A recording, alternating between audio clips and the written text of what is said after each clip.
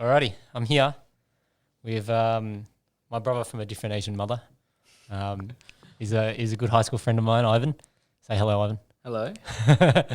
And I asked Ivan, if we could obviously do a podcast together and catch up. I've often mentioned in the podcast, one of the reasons why I kicked off this whole project was because a high school friend of ours passed away last year, and we're pretty much almost a year on, and I thought I haven't really talked too much about it. And when it all happened last year, Ivan and I, we had so many conversations about it, and we were saying how we want to make sure that these memories are out there, so that we don't forget. And so fuck, what a way to start.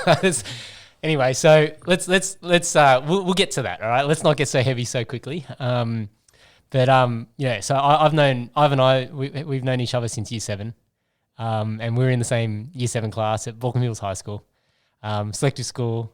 So we'd obviously went to different primary schools. Which you grew up in North Rocks, right? Yeah, North Rocks. Yeah.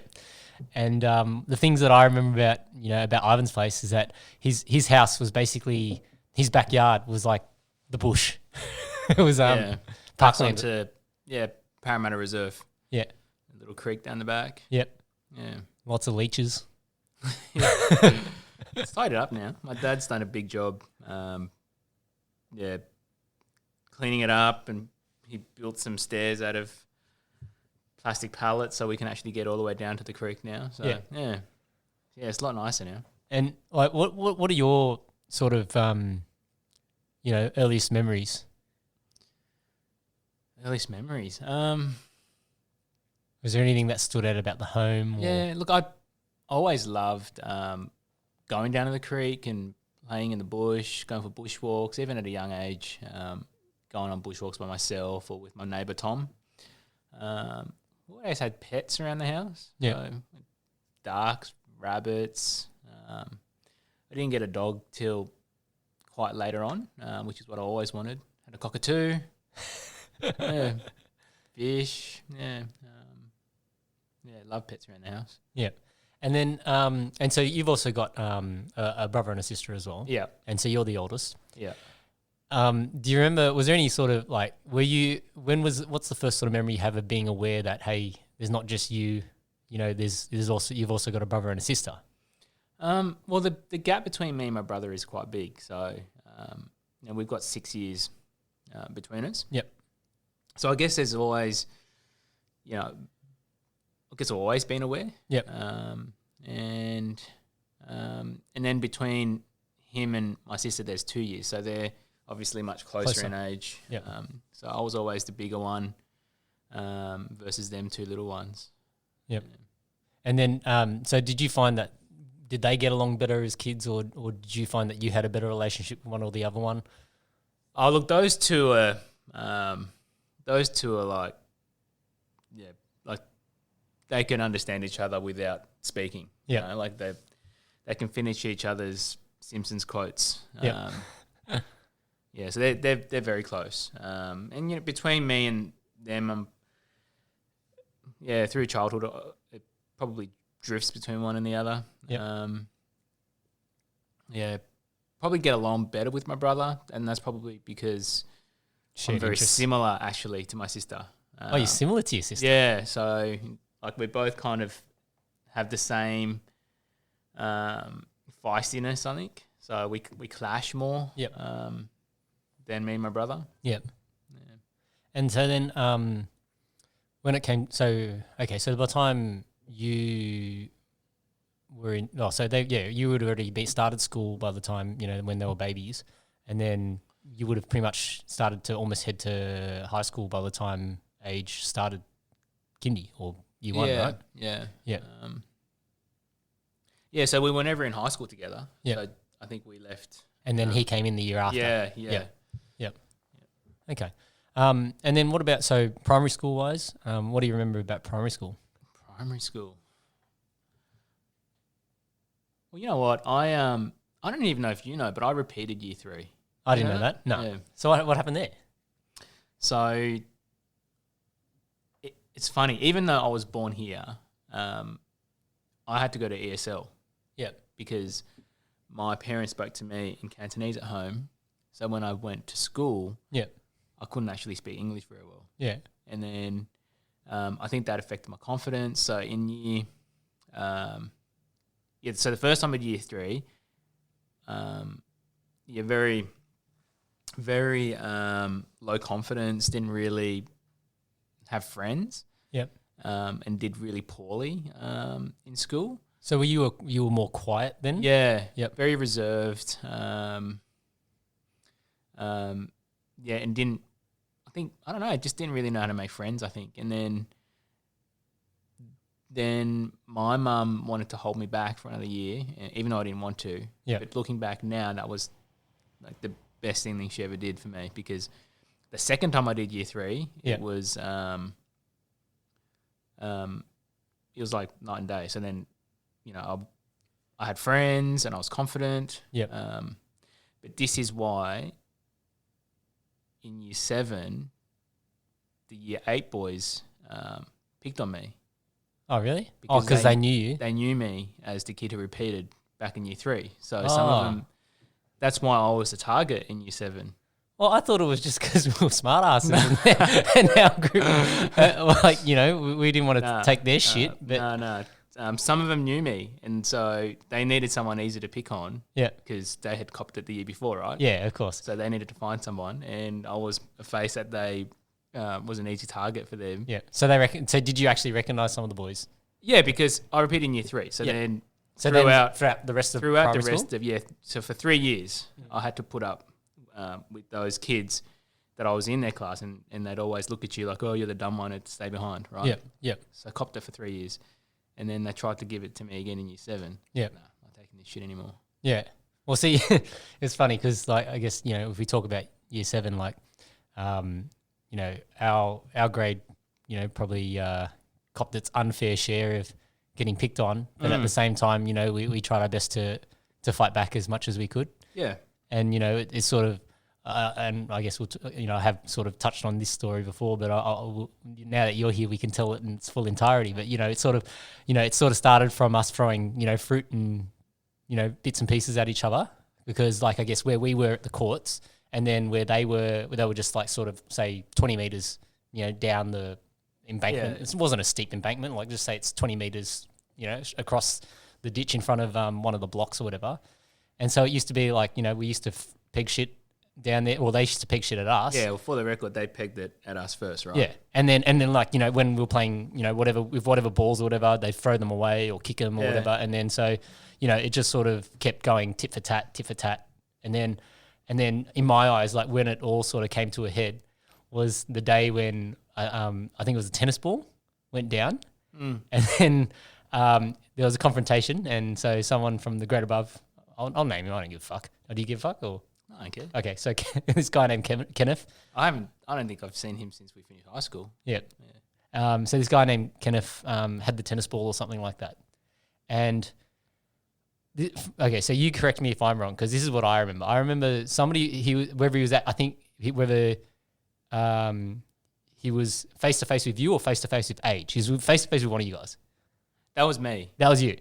Yeah. But this wasn't even year 7. I think this was a couple of years on. Yeah, so we'd already copped it for, I think we were in year 8 at that stage. Right, okay. So we'd already copped it for a year, and that was and we can go back to this other story about, you and Age getting stuck in the fucking trees, right?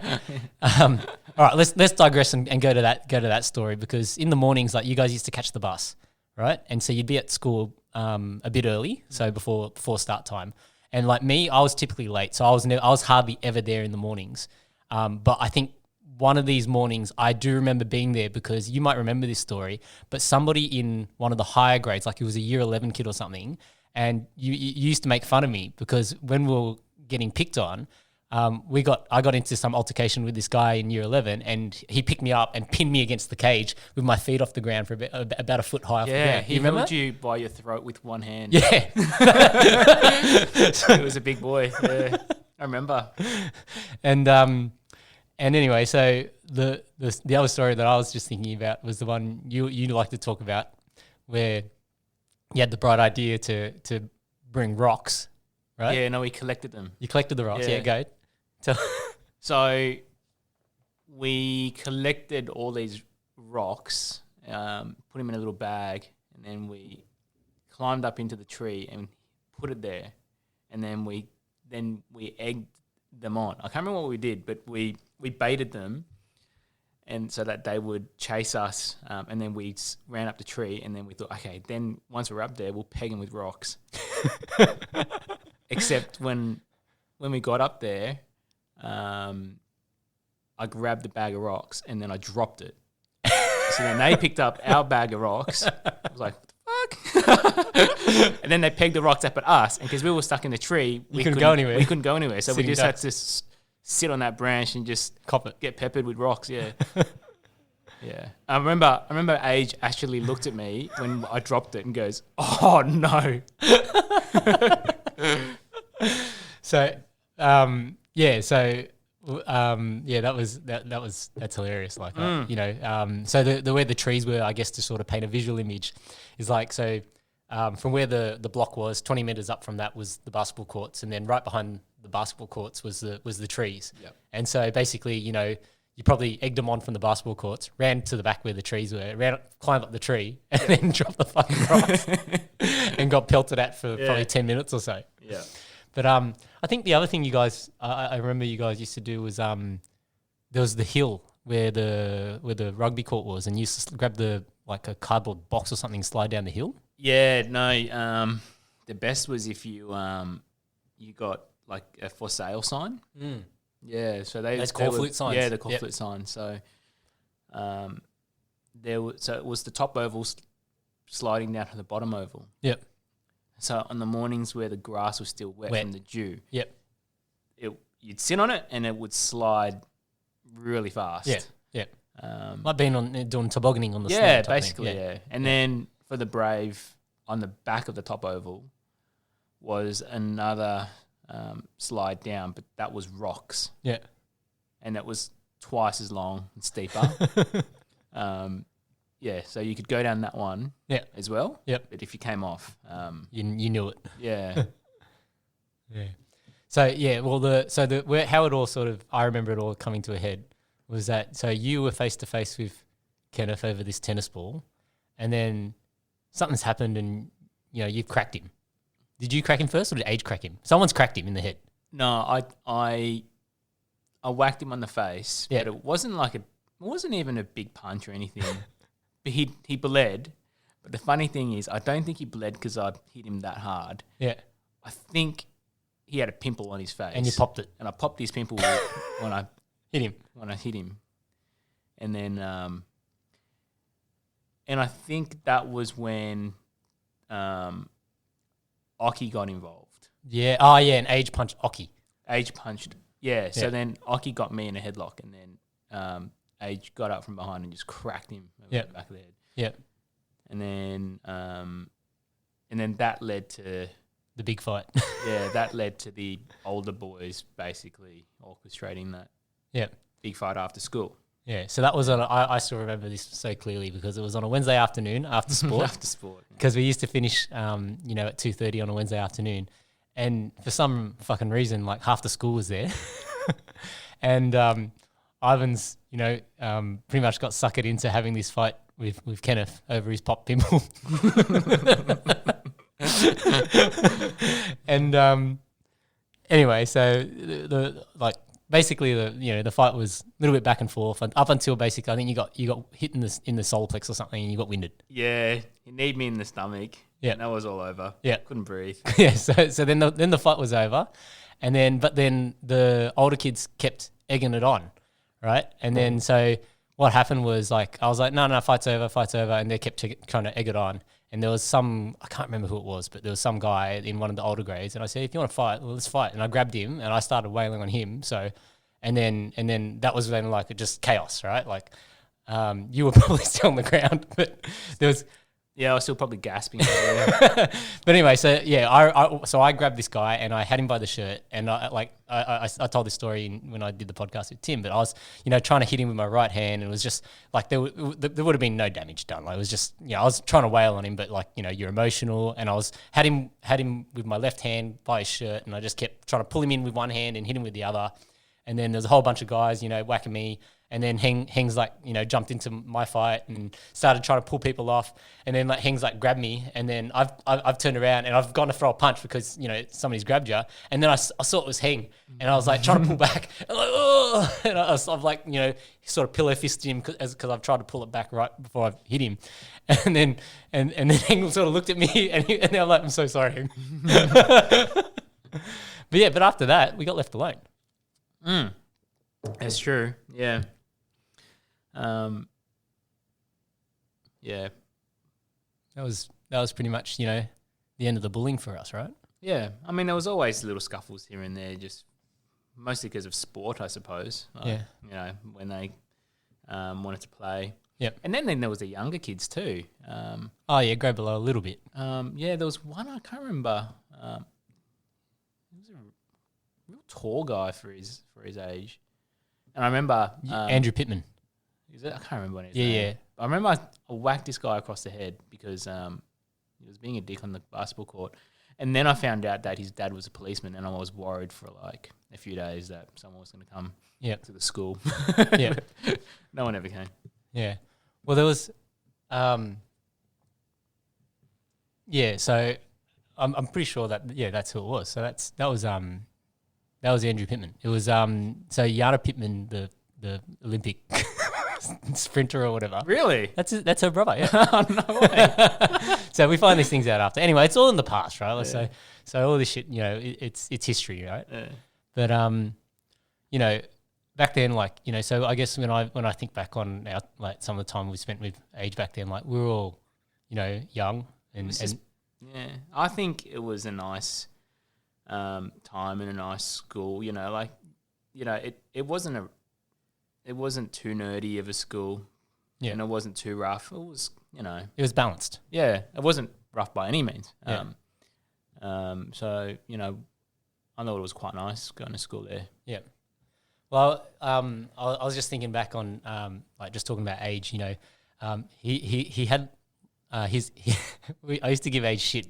So Age and I don't know if you remember this, but we didn't get along at the start. Age hated me. And basically how that sort of came to a head and how I became friends with Age was that at the start, before we'd sort of formed the courts group, the Age and the guys that he went to primary school with, so that was like Heng, Chiho, who else was in that? There would have been a few other guys. Yeah, Linz. Yeah, some of the guys that I guess Age went to primary school with, like they were all because they all knew each other. They were sort of in one little group, and then basically Age and I used to have our sort of tit for tat kind of a things, and then the thing that sort of happened was like I think I had a little snack, like one of those ones with the cream cheese and the biscuit. Yeah. And I've put the cream cheese on the biscuit. And then I flicked it at him, and it's landed like on his pants or something, and it's like stuck to his pants.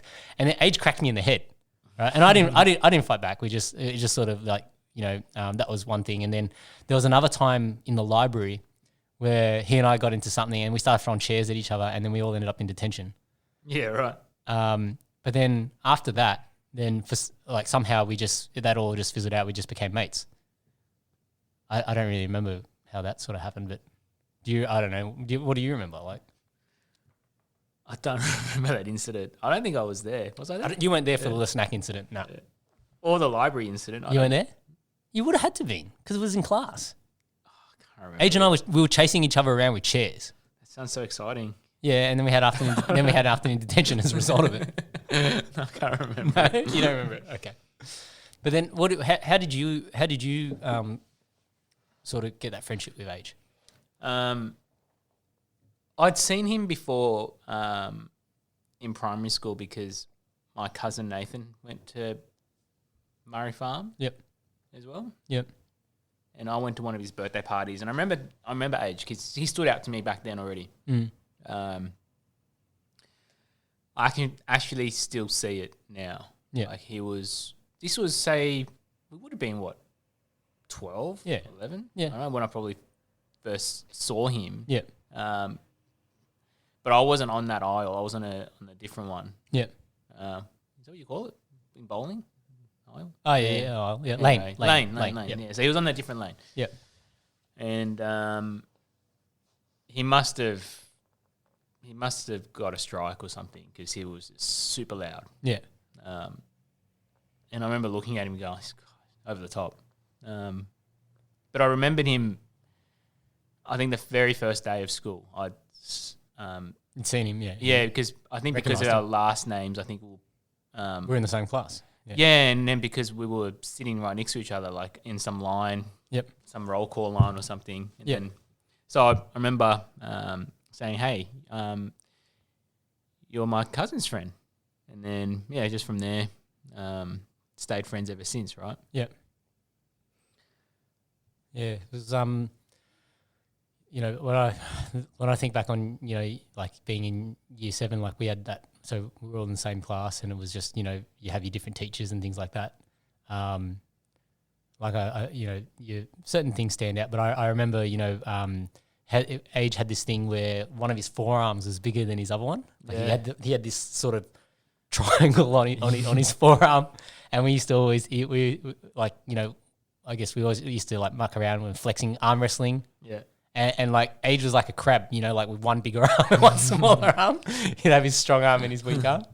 And but Age used to have this sort of like a triangle tricep thing. Yeah, he had a good tricep going on his forearm. Yeah. And it used to jut out, and he was so proud of it.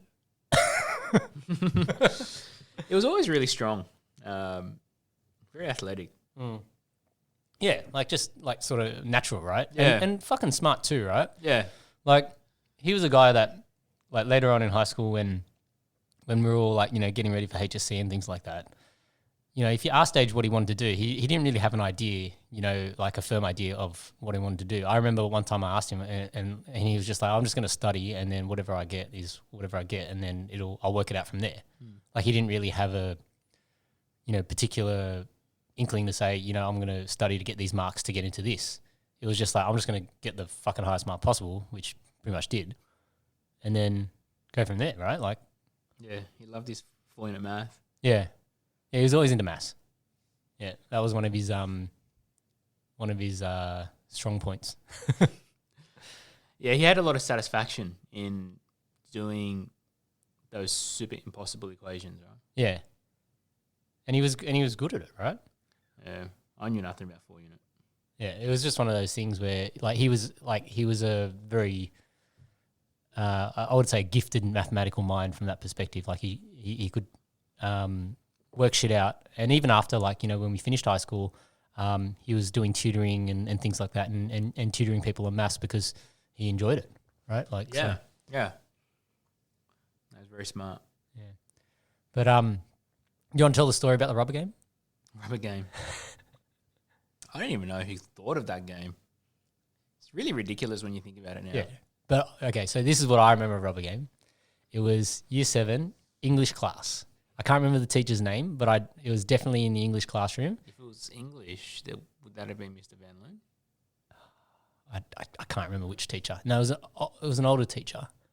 And it was the guy that taught us how to spin pens. That was Van Loon.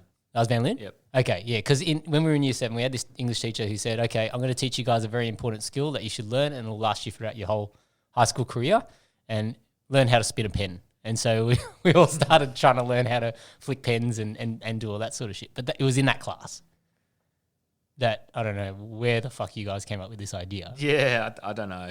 But it was very funny. That was probably the game where I'd probably never laughed harder than that. So the game is it started off pretty easy, pretty innocent. Like you put a rubber on your crotch and the other person has to grab that rubber without touching anything else. Yeah. That was funny. I think it probably started like someone probably just was like put the rubber on their dick, and it was like, hey, come grab it off me. Yeah. You know, it probably started off like that, and then it just got progressively Escalated. Yeah, I think we made the rubber smaller and smaller. Yeah. To the point where it was this tiny little thing, like we just ripped pieces off it, and then to the point where we unzipped our pants, and you would put it on your undies. So like you'd rest it, you know, right on your knob or something, and then they'd have to put their hand in through the fly and try and extract the rubber. Yeah. So it's kind of like that game Operation. Yeah, that's right. But the stakes are higher. Yeah, that's right. Wasn't there once where it's like, I was it you or it could have been me? And then like someone reached for the rubber and Edge goes, "That's my nut." I can't remember. But yeah, it was a game because the harder it got, the more pressure and the more you laughed trying to get it, and the other person's laughing. And you're trying to keep it together because you don't want to get in trouble, right? Like you have to try and be. It's almost like that Japanese game show, the library game. Yeah, like it's almost like that library game. So you're trying your best not to give it away. Yeah. But at the same time, you're trying to win, right? Like there's no prize for winning. But and then when you're laughing, your hands start shaking. So you're gonna get worse at it. So it was really the funniest game I ever played. But you know what? I've never played it since. Yeah. I don't think it would be funny. No, it wouldn't be to funny play with anybody else. So what do you remember about? I guess the end of high school. Like, I can't even remember what did you get in the HSC as well? I think I got a 98 point. I think it was a 4. Yep. Yeah, I can't remember now. Yeah. 98 point something. Yeah. Yeah. Well, the crazy thing was, I think like the average for our grade was like 97 or some shit. Yeah. And like obviously selective school, right? So I think from that perspective, we were blessed to be in that sort of environment where it's such a high performance environment, right? Uh-huh. And I think the culture at our school was very much that it wasn't cool to not try. Like I think everybody tried their best because it was actually intelligence was one of those things that people viewed as a strength, right?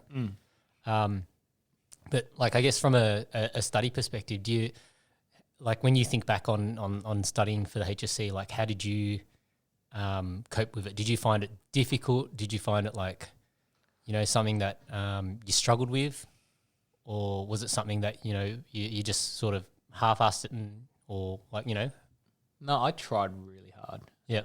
And when I think back now, Yep. about how much study was involved, Yep. I'm amazed that I did it. Yep. And after the HSC, I never studied that hard. Yeah. For the rest Never of my again. life. Never again. Yeah. I went from like a 98 whatever. Yeah. To passes in Yeah. uni. Yeah. Credits. Pass or credit. Yeah. I think I graduated like a credit average or something. It was like I just could not do that again. Yeah. And I don't think I could ever study like that again. But I think we sort of see. I remember like those sort of middle years of high school to be so fun. Like They were. We weren't really like trying to study back then. Like back in the middle years, say from year 7 up to basically 10, we were just playing around all the time. And I like now I just remember some other stories. This is about you, right? So to me, Ivan is. Well, what would be the word? I would say you're a guy who enjoys a good time, right? But sometimes you are the loosest fuck out there. So I remember this one time, and I think we were waiting to go into art class, and you've said to Chris Chu, "Hey Chris, stand against the wall and watch this. I won't hit you, right?" And you've lined up your fist against his like just touching his nose. Yeah, I remember this one. Yeah, and so then you've gone to like throw the punch and like try and pull the punch so you only just touch him, and you've hit him. You know what? No, the first time I did it, he flinched. And that's why I said, mate, put your head up against the wall so you got nowhere to go. And then I did it again. Yeah. And then I clocked him on the nose. Yeah. So and so it didn't just happen to Chris Chu. I remember another time when you were playing with the fucking those umbrellas that you push the button and it extends out, right? Yeah. And this girl Michelle Ding was sitting in front of you. See, I remember these fucking clearly, like clear picture clear.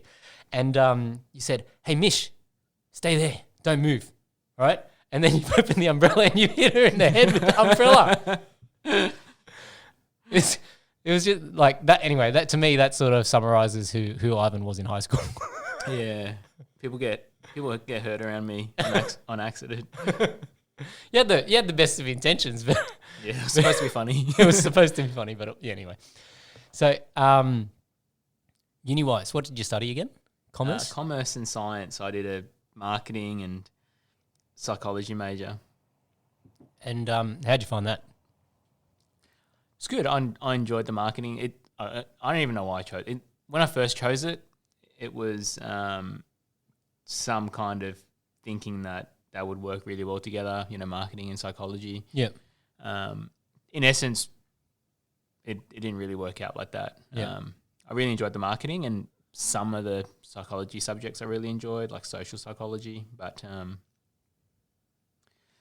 yeah, it was never really something that I would pursue after uni. Yeah. So when we finished high school, did you have any idea what you wanted to do? No, not really. Not really at all. So marketing was just broad enough, I felt, as a thing to study that I could go into different things with it. So yeah. And then after that, I went into Unilever, which is like a really good company to start when you've studied marketing. Yep. So when really you lucky. when you joined Unilever, was that on their grad program or grad program. Yep. And so what do you remember about that? Like, what did they have? What was the first role you did with them?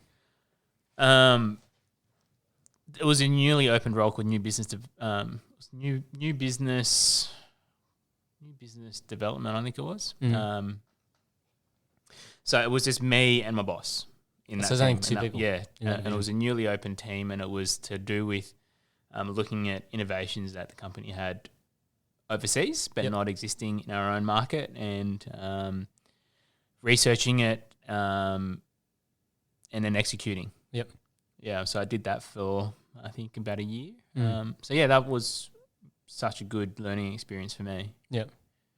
Okay. And then did they rotate you around and you got to do some other roles or? No, you can't. I moved into the marketing team for Flora Proactive after that. So that's the margarine butter type thing. The margarine, the cholesterol lowering one. Yep.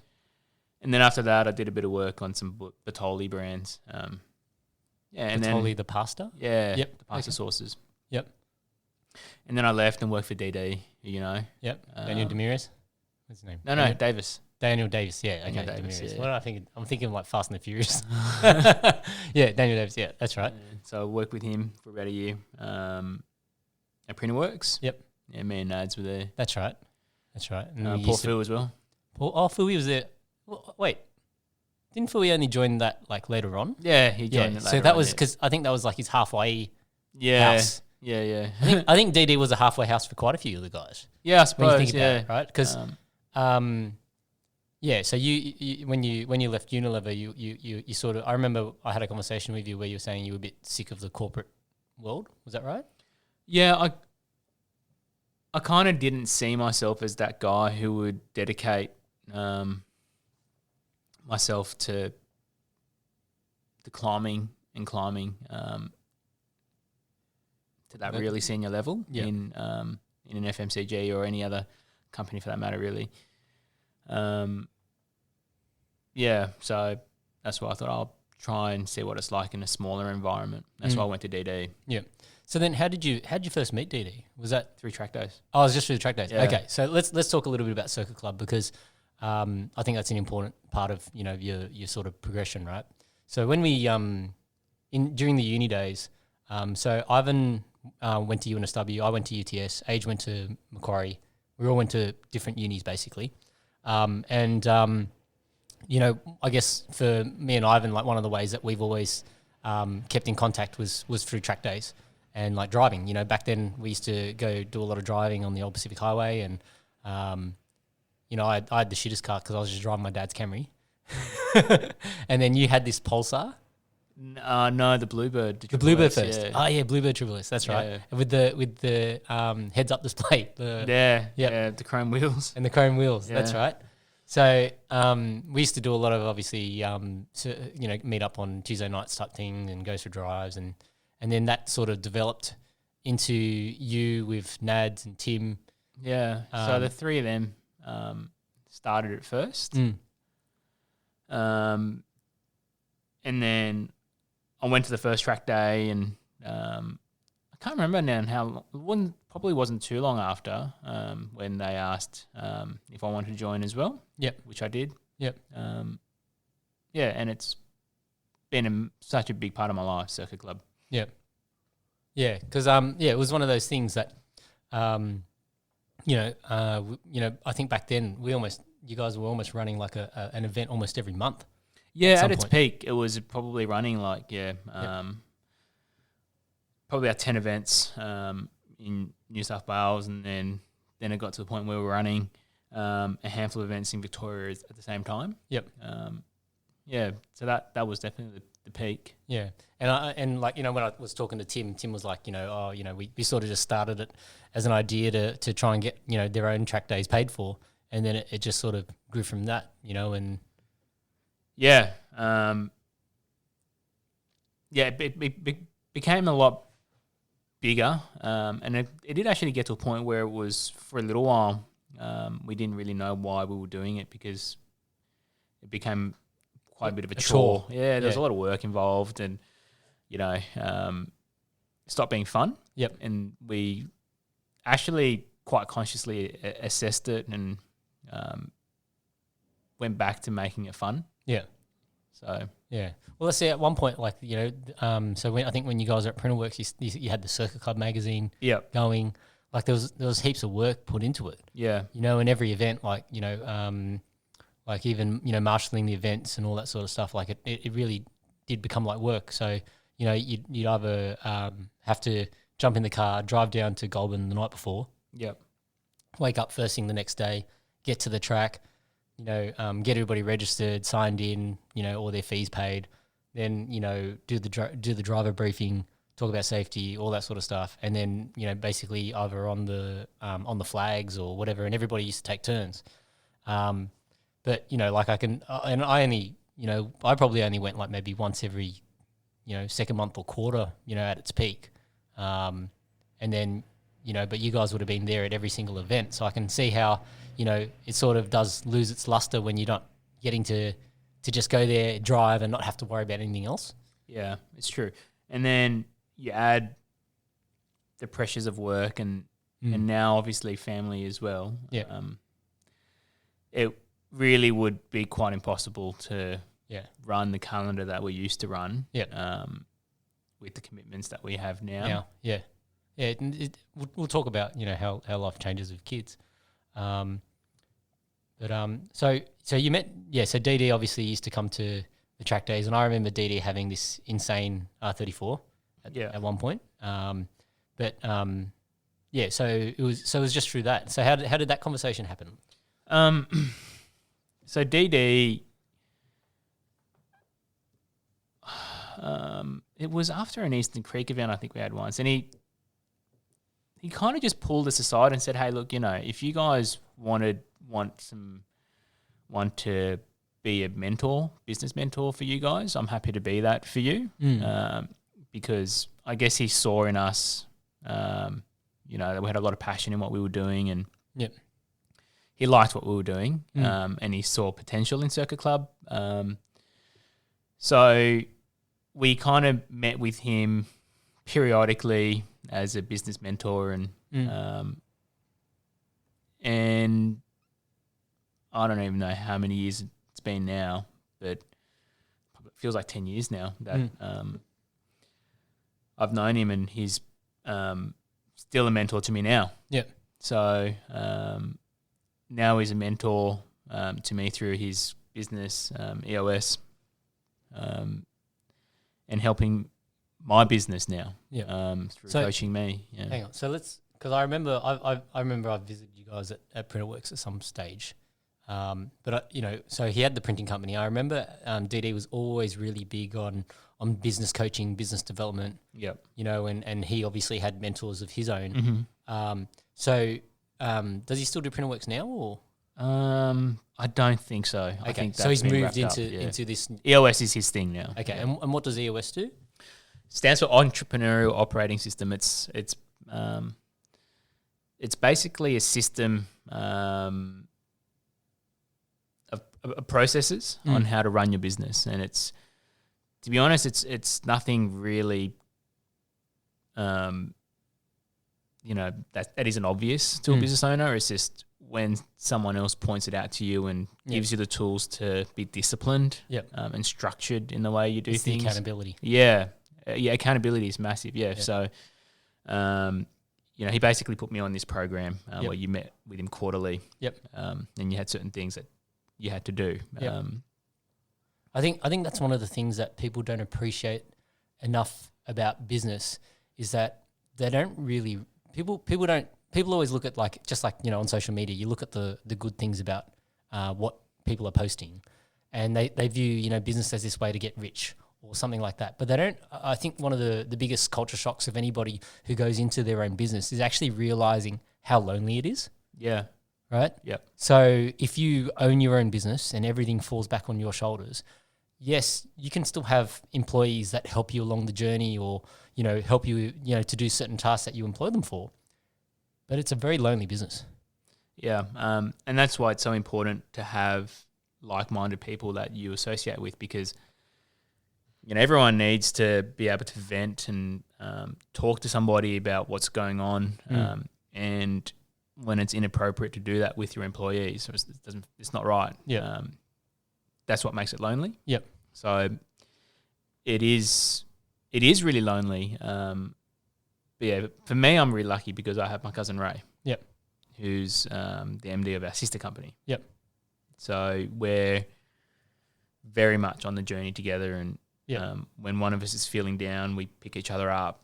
Talk about it. And even if someone's getting a bit big for their shoes, we'll pull each other back down to earth too. So it works really well for us, but it is so lonely being in a small business, especially, and you don't have a network around you. Yeah, I think that's one of the hardest things in a lot of industries is that people find it difficult to network with people that might also be in the industry because they're your competitors. Yeah. Right? So people have this natural inclination to sort of not want to share things with them because if that's your competitor, that can be used against you. You don't want to give away ground. You want to make sure that, you sort of keep an edge, right? One of the things that I always think about, when it comes to business and why, my sort of outlook has changed on it a lot as well, because I think, I was probably like that at some point where I wouldn't want to share things or do things like that. But then, there's a story, I don't know if it was Tim Ferriss or one of those kinds of guys that tells this story about how, he would set, this class a goal, right? And the goal might be, I need you to talk to the most famous 4 people that you can possibly talk to, and there's a prize for the person who wins it, right?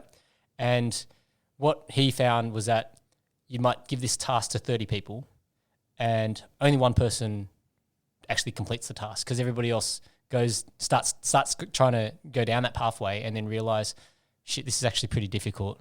You know what? People are probably going to have spoken to people that are more famous than who I'm going to talk to, so there's no point, right? So they give up before they've even started because they have this belief that somebody else is already going to have spoken to somebody better or done something more down that pathway, so you never even started.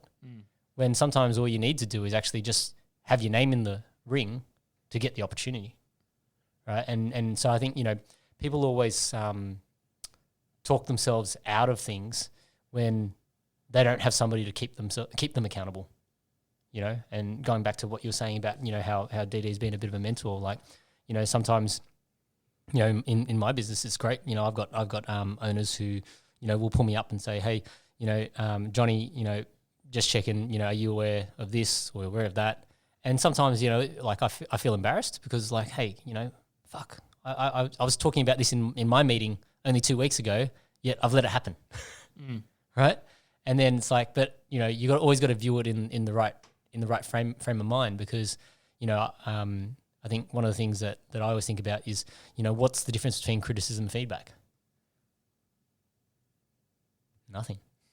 It's just how you take it, right? Yeah, I guess so. Yeah. Right. So if I give you feedback, you can turn around and say, "Why are you criticizing me?" But then if you take it as feedback, it's just feedback.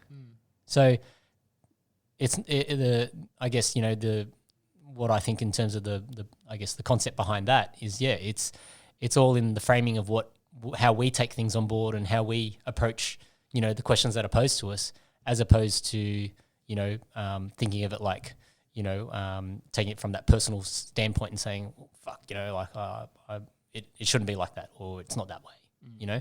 People get very naturally very defensive when they're faced with that sort of feedback.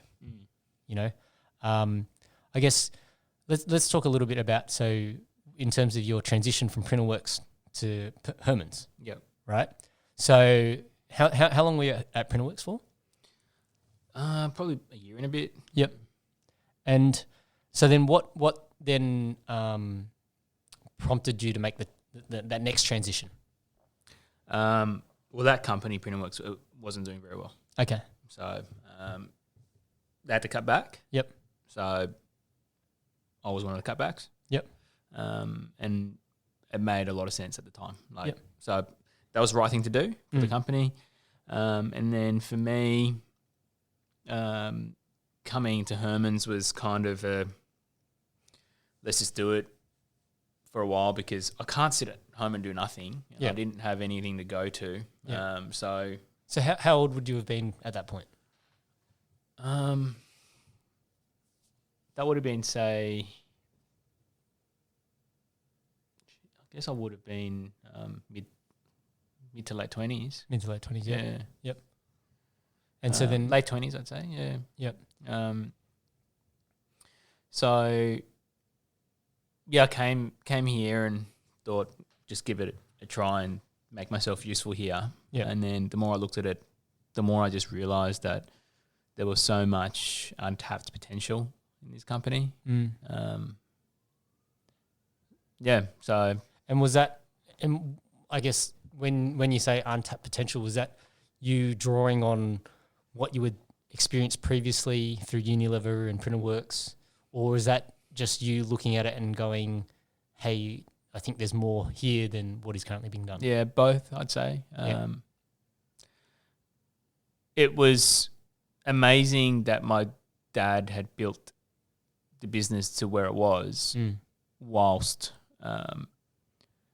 being completely hands-on in production. Yeah.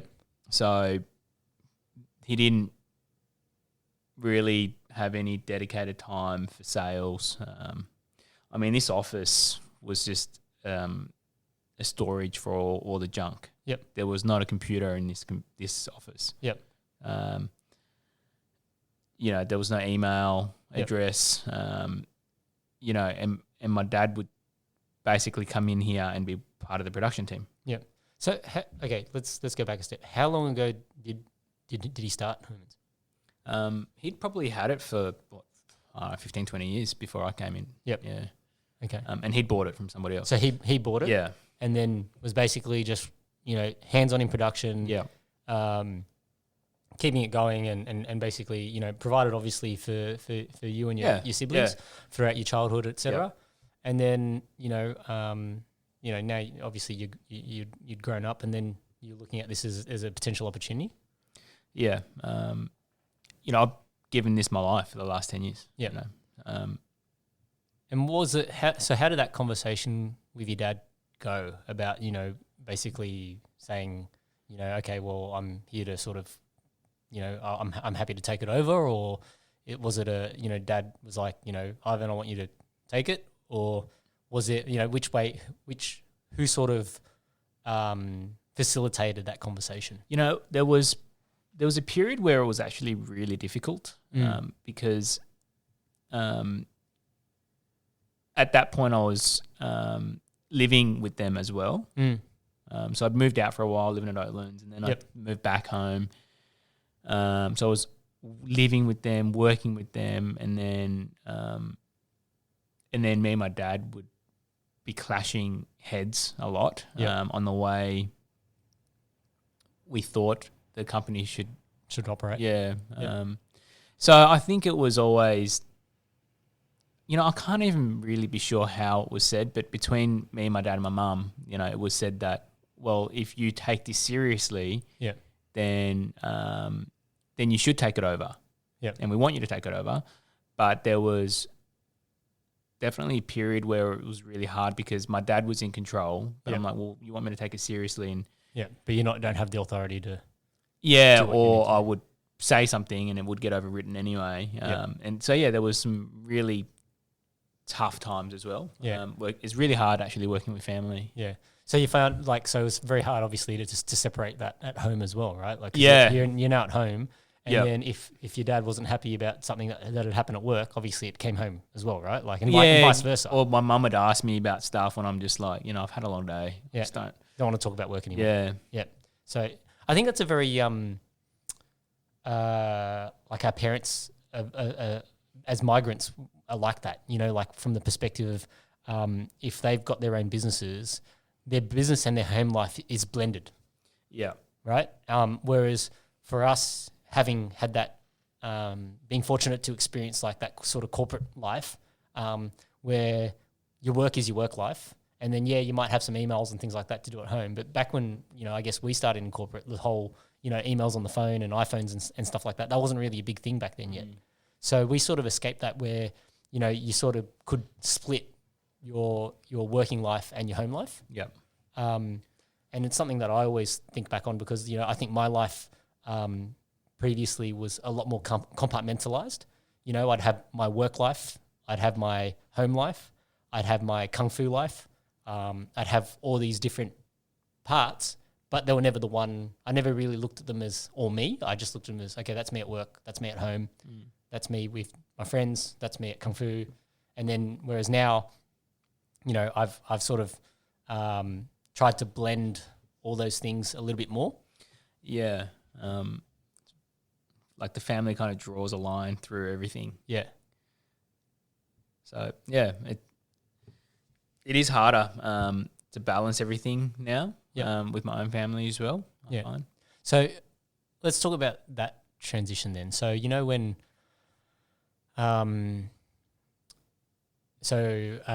when you and Jay obviously were expecting, did that change your mentality at all at work yet? Or did that only happen when basically you got closer to the birth of Ethan?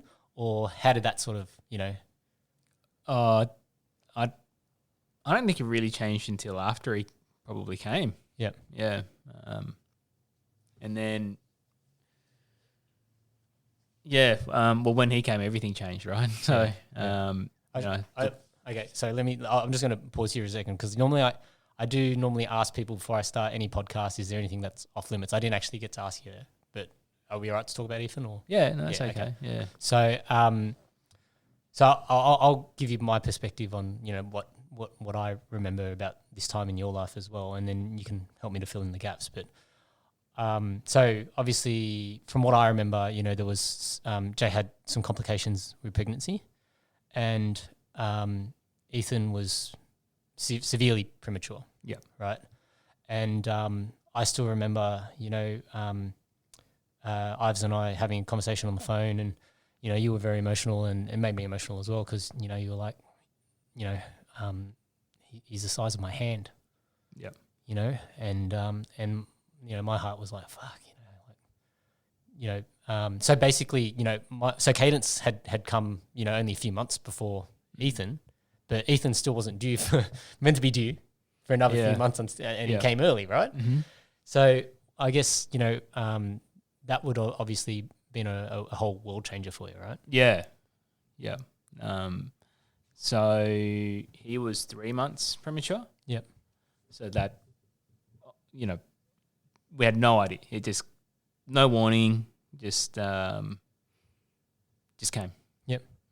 So all the visits with the obs and stuff like that. What did they say? They didn't nothing, really pick up on anything. No, there was nothing, absolutely nothing. And then one day she was out walking around and there's a bit of blood.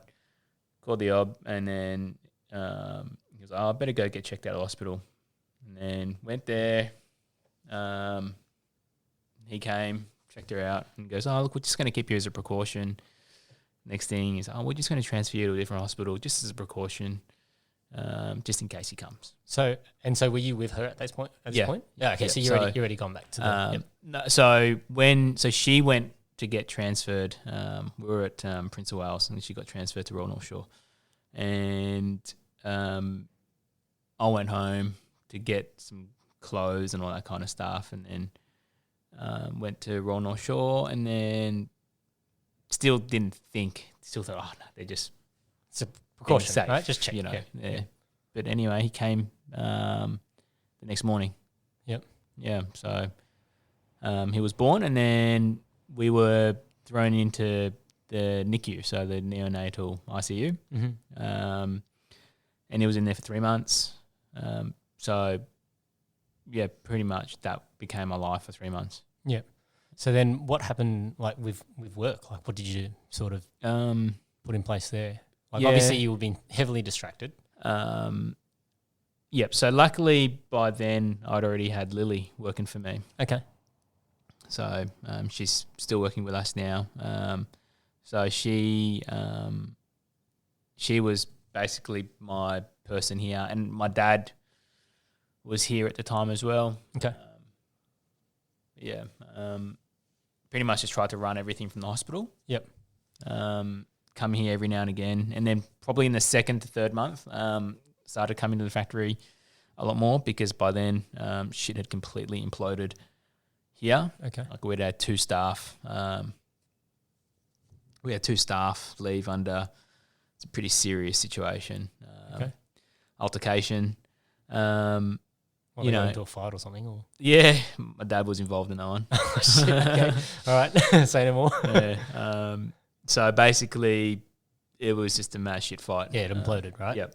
And then, do you remember much about your own personal emotional state and your own frame of mind at that point? There's obviously a million emotions going through you at that point in time, right? Yeah, look, the first night was just, you're thinking a million things, they're giving you all these pamphlets on what can happen with a premature child and all the conditions and survival rates. And so it's you're thinking a million things. And then obviously as time goes on, you kind of get a bit more, I suppose, used to the situation that you're in, and you can see the positive things that are happening, and you can see him growing. Yep. Look, that experience I think hits the mother a lot harder in a lot of cases than it does the father. Yep. That experience hit Jay really hard. Yep. And then from your relationship with Jay, did that did you have to? Did that manifest in any sort of difficulties between you two as well, or No, I don't think so. Yeah. When he came home and then you try to be like a normal family, then I guess we had all the normal fights, right? It's I need to do more around the house. What? Well, I was doing way more shit than I used to do. Yeah. But I guess you just don't even know how much work a child is until until you have one, and then and then for Ethan, it's still just making sure that his development is still on point. Yeah. So that's for the first year there was a lot of appointments, specialists, and Well, at one stage he was a little nugget. I still remember one time when you came to visit, and then it would have been before Harley and Levi came around. But then I was holding both Cadence and Ethan, and Ethan was solid as well. Mm-hmm. And And anyway, that was like, I guess my first experience of thinking, what was it going to be like to have two? and then you have the second one and it's like, oh shit, okay, this is different. Yeah, it's crazy with two, isn't it? Yeah. Like you find that you just don't have, like, I think you get to a point, with any child, right, where it starts to get easier, and then you go and throw yourself back to square one, and then you got to go through that whole process again. Yeah. And then now, with the second one is always, I think, that little bit more, I wouldn't say necessarily naughty, but a little bit more willing to like sort of just do things because they'll copy the older one. Yeah. But not necessarily be able to verbalize it or communicate what it is they want, right? So, like, do you find that Ethan and Levi have a similar personality or different personalities? No, they're very different. Very different. Yeah. Ethan was always very cautious of things. Yep. Levi's, yeah, just kind of goes out there and goes for it. Yeah. Yeah. All right. Well, so then, in terms of like how family impacted, your outlook on work, right? How did that sort of shape or revise, how you viewed work? I think Jay's the one who kind of reminds me a lot, like why do what we do if because you can spend a lot of time at work, you can give it everything, but everything there's only so much energy that you have, and it comes at an expense. So Jay's always good at reminding me about what's important and why we do what we do. And I think it's good because I feel like with work and family, I generally have a pretty good balance. I don't stay here late. I don't do work on the weekends. Yep. But was that something that it took time to adjust to, or because of, I guess, what happened with Ethan, it sort of you were able to flick that switch fairly quickly?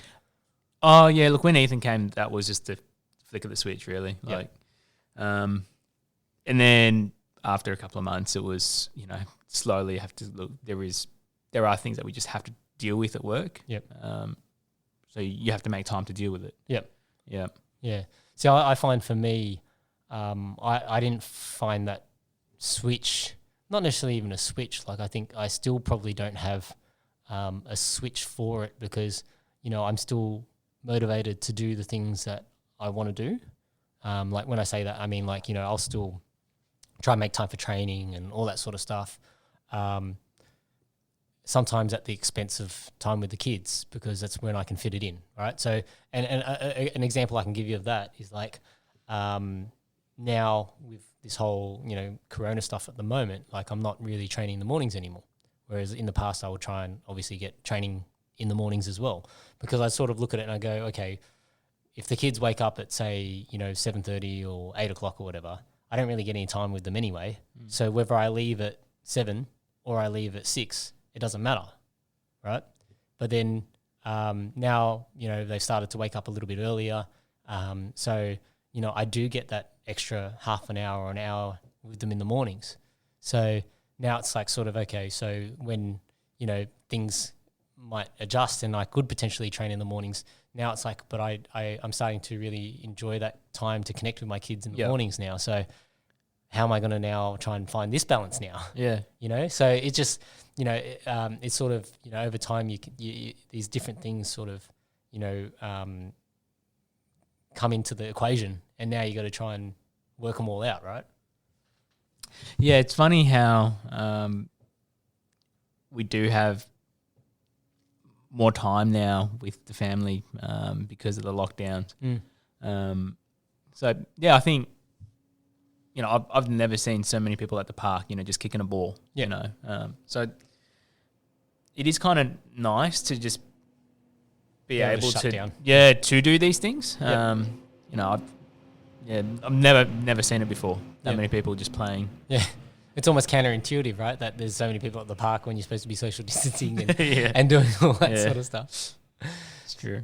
Yeah. But all right. Well, should we talk a bit more about age and I guess, talk a bit more about some of those memories? Yeah. Yeah. So I guess, Yeah. Okay. Hang on. We'll come back. All right. Sorry. We're back. We had an intermission. Yeah. So I guess talking about age and, so basically, last year on Easter Monday, Ives and I we caught up for dinner basically. And then, age, and then I think when I was messaging Ives that, we're on our way or whatever, you said to me, oh yeah, Age is coming too. And so then we got to catch up with Age, and so we had, awesome barbecue dinner, because every time we have dinner at your house and we use the cold barbecue, it's always on point, right? So the food's always good. And and like, me, Ivan and Age, we were just, talking the usual shit, cooking at the barbecue, and basically, we were just talking life really, like the same sort of stuff that we always talk about. And and we had a couple of drinks, and just a normal conversation, and then 6 days later, we basically find out that he's gone. He decided the world wasn't for him, and jumped in front of a train and ended it. And I guess when this all happened, Ives and I had quite a few conversations. Like did we miss something? Was there something that we didn't pick up on? Because we just had dinner with the guy 5-6 days ago, and everything seemed fine, right? Mm-hmm. And like everything was normal. Like we were talking about, the last time he went overseas, and some of the trips and some of the things he'd done, and then he was still working and doing those sorts of things, and even like on the day that it all happened, he apparently went to his job and cheered at his class, and everything was basically as his normal routine up until the point where it wasn't. But I guess from like what were some of the things that I guess went through your head when I can't even remember who called me. Do you remember who called you? Was it? Yeah. It must have been like 7 a.m. or 6:30 or something. It was early. Yeah. And I'd already received a few missed calls from Eddie. Yeah. So as soon as I saw the missed calls, I kind of knew that something was up. Yeah. With Age, but I kind of thought, okay, something bad's happened. He's in a hospital. That was kind of so. Yeah, I saw the missed calls, and then I kind of, I was still in bed, and then I crawled out of bed, and then kind of readied myself and called him back, and I was like, okay, what's up? Yeah, and then he told me. Yeah. And I guess going back a bit, it wasn't like, so Age had tried, to do something like this before, but not obviously the way that he's done it. And I still remember, once when I think me and you, we went to the hospital and saw him, and I remember that time when we saw him in the hospital, like as soon as I saw him, I sort of like burst into tears, because he was a bit skinny and didn't look right, and like from our mate, who like thinking back, there's this time. So I guess one of the ways that you could describe us in high school was we were really into Young and Dangerous back then, and some of the guys had the haircuts to prove it, and it was one of those things where when you see like fit, like I wouldn't say we're not like like the buff style that people probably look at now, where people are quite thicker and a lot more muscly, like the Rock type of style, but we were still athletic and lean, and seeing him like that, it was really tough like basically a guy who we all had some admiration towards because he was so smart and he just seemed so driven, you know, yeah. Yeah, like he was athletic, good looking, you know, all the girls had crush on him. Yeah, and I remember seeing him there. Yeah. And so it was just like a real sort of shock to the system, you know, from that perspective. And, you know, like we talked to him and it'd still feel like it always felt like, you know, like it was. So, and this is the thing that I always say about, you know, when I catch up with you guys, it's like we could have no conversation for say a couple of months or, you know, let's say at the most like 6 months or something like that. And then we could have a conversation and it just feels exactly the same as it did, you know, almost 19 years ago, some shit like that. Like, pretty much like almost 18, 19 years ago when we were in high school, right? Mm-hmm. And, you know, even we had dinner, you know, on Easter Monday, it was just like old times. That's the way I felt. Like I just, I don't know, I'm a bit lost for words now, which is odd for me, right? Yeah, it's your show, mate. But you know, like I guess, you know, when I think back on age, you know, one of the things that he and I used to always do, you know, we were massively into StarCraft at some point. You know, I used to during the school holidays. So there was a period of school holidays where we always used to go to the city because that was the thing to do back then. And then I think, you know, somewhere around maybe year 9 or 10, Age and I stopped going out as much because we found StarCraft. Right. And so we were playing on the modems back then, so we had to link PC to PC. And so, you know, during the school holidays, like my parents were always at work and he was living with his grandparents. So it was convenient for us to always basically, you know, I'd wake up, call him at around, I'd always get up early. I'd call him somewhere around maybe 10 o'clock, wake him up. So I was his morning wake up call and he'd be like, hello. I'd be like, hey man, it's time. And then he's like, all right. And he'd like, you know, he'd basically have the cordless phone.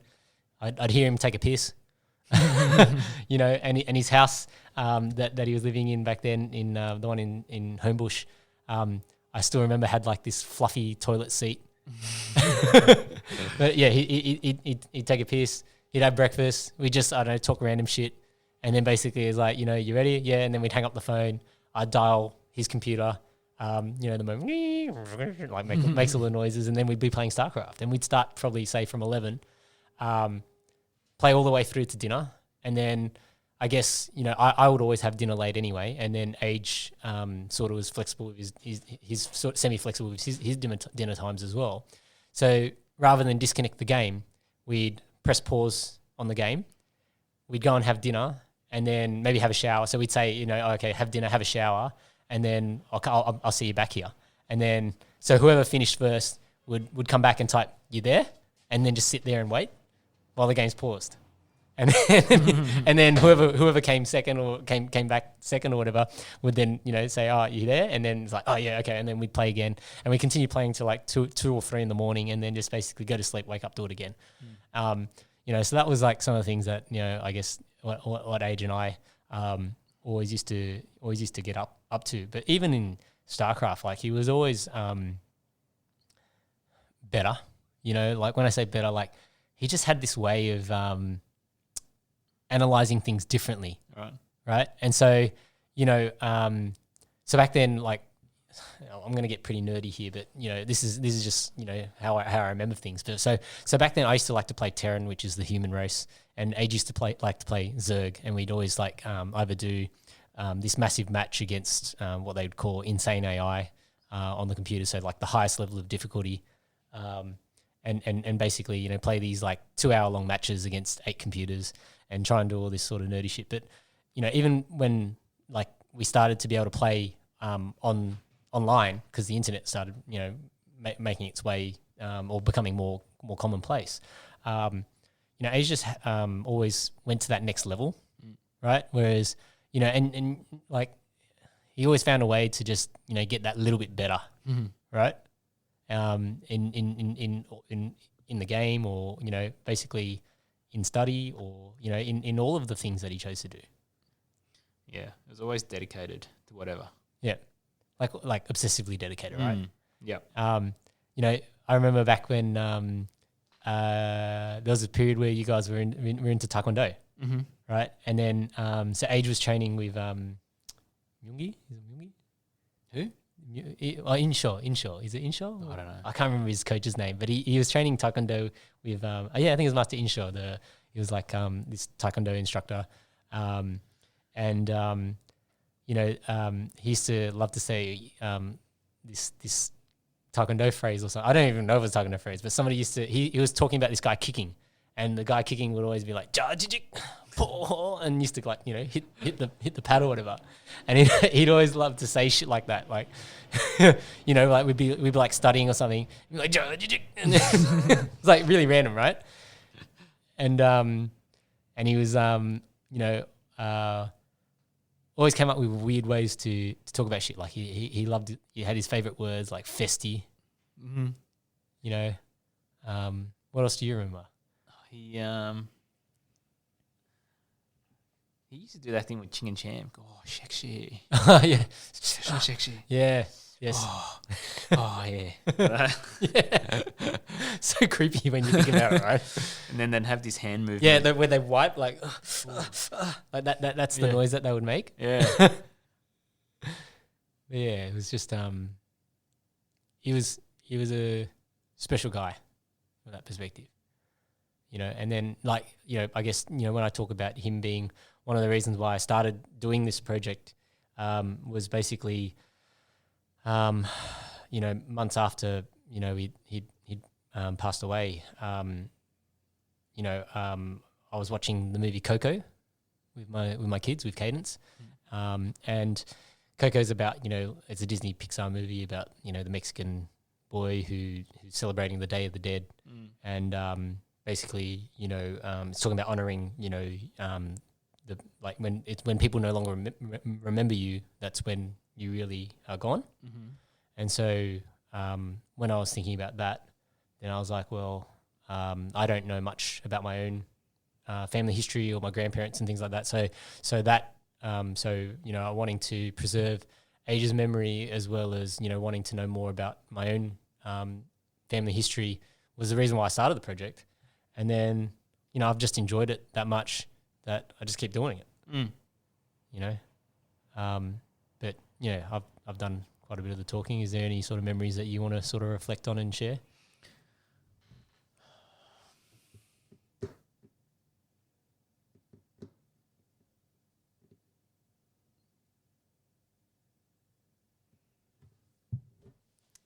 We covered a lot of the stuff from high school. Yep. But,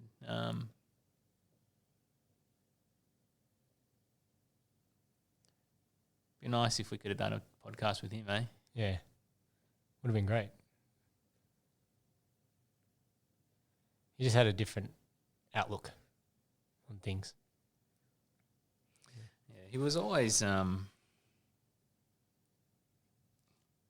he was very sincere. And very loyal person. Yeah. So he's, you know, he'd always have your back. And you know what?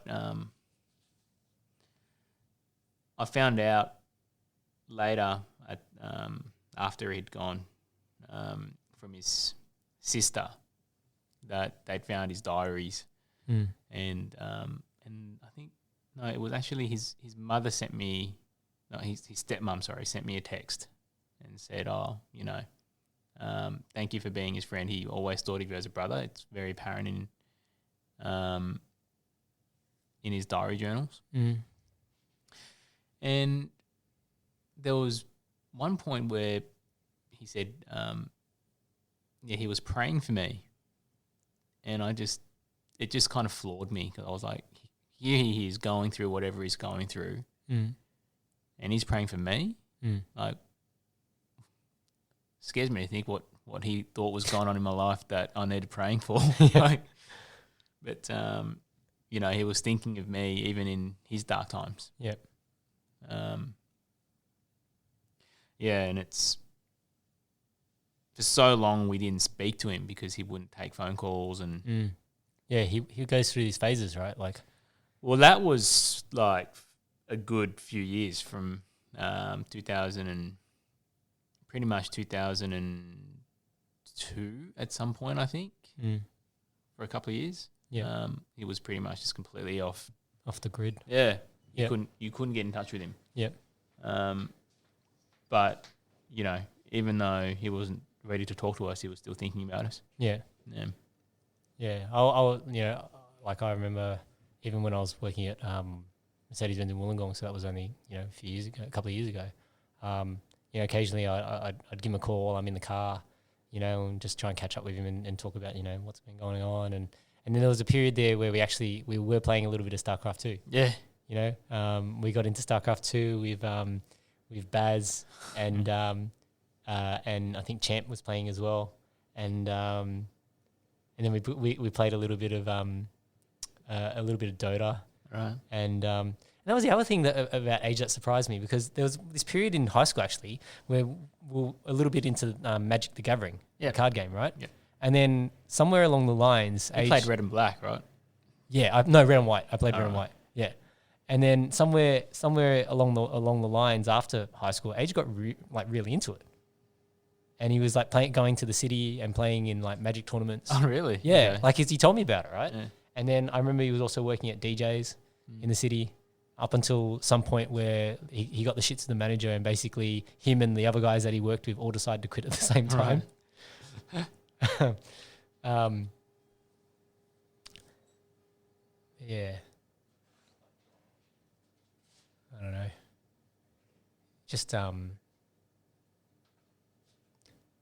very hard to you know, even now, right? Like sometimes I don't really feel like he's gone, right? Because, you know, it's just like, you know, when you don't talk to someone, like I said, you know, whenever I talk to you or any of the guys from high school, it's like we could not talk for ages, and then it'll just feel like the same. Like I still feel like sometimes, you know, if I call him, you know, he'll pick up. Yeah. And it'll be the same.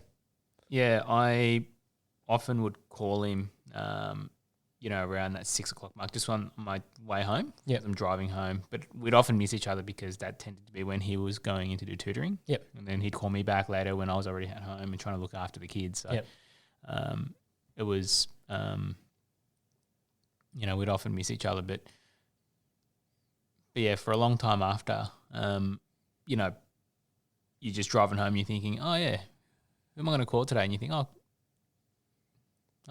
yeah, I think I'd call Age, but I can't. Yeah. Yeah. Yeah. It's one of those things, I think, you know, we sometimes, you know, we form such bonds, you know, because they're obviously very formative years for us. I was just thinking about something, but I don't know whether it's, you know, legal or not legal to talk about, but you can always edit it out later. But I'm trying to word this in a way that basically it involves some vandalism. You know what I'm talking about? Yeah. I think we leave this one out. Okay. All right. Yeah. So. Okay. Yeah. We'll leave that one out. Maybe one day we'll tell it. One day we'll tell this story when we're a bit older, and yeah. But yeah. So, but I guess, you know, when I say that, I'll just say there was a lot of lengths that we would go to for each other. Yeah, well, that's the thing. There were, you know, we were younger and dumber back then as well. Yeah. Whether we do those things now, probably not. But back then it was, you know, you need something done? Yeah, no worries. Yeah. Help you out. Yeah, for sure. And vice versa as well, right? Yeah. So. Alrighty. Anything else you can think of or you want to say? No. I'm good. Yeah. All right. Well, I think let's call it there, eh? Yeah. Well, to Age, you know, even though we can't pick up the phone and call you anymore, you're still a part of us, and we still think of you quite regularly, I think. We do. And we miss you, man. You want to say anything before I hit the close button? CH. All right, see you, brother.